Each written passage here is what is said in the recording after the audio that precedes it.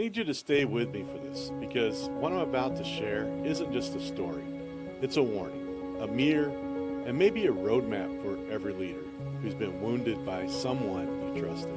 This is what happens when the person you confide in during your darkest hour sees your pain as their opportunity. I thought we were brothers. We fasted together, prayed together, and built ministries side by side. We were allies. But in a moment of profound exhaustion, when I was completely vulnerable and finally opened up about the weight I was carrying, I learned a devastating lesson. Not everyone who stands with you spiritually is prepared to stand with you relationally. It's like being in the same army, but discovering the person next to you won't share their cover when the firefight starts. That one conversation changed everything. It didn't just break my heart, it shattered my sense of safety.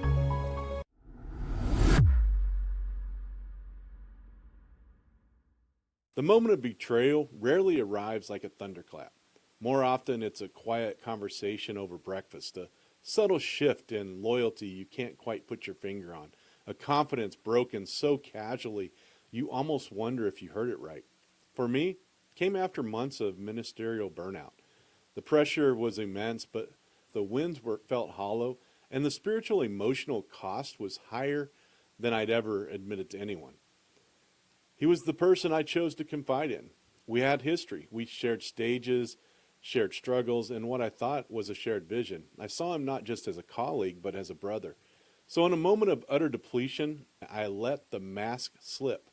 I told him I was drowning. I confessed my fears, my doubts, and my exhaustion.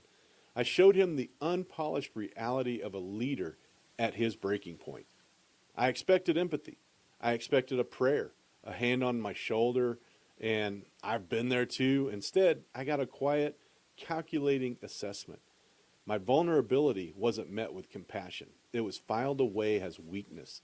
My pain wasn't seen as a wound to be mended, but as an opportunity to be exploited.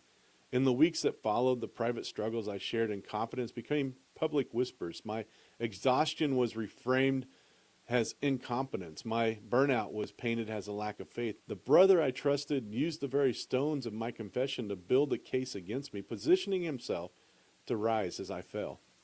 The pain of that was unlike any professional setback I'd ever experienced. It wasn't just a breach of trust. It felt like a spiritual assault. And it came from inside the very circle that was supposed to be my sanctuary. This is one of the most vicious forms of betrayal. When someone uses your vulnerability against you, it creates a deep crack in your foundation of trust. When that foundation cracks, you don't just question the crack itself. You start questioning the integrity of the whole house, feeling unsafe in every room. You start to question everything, not just them, but your own judgment. How could I have been so wrong about someone? And this is exactly what happens when the person you confide in sees your pain as their opportunity.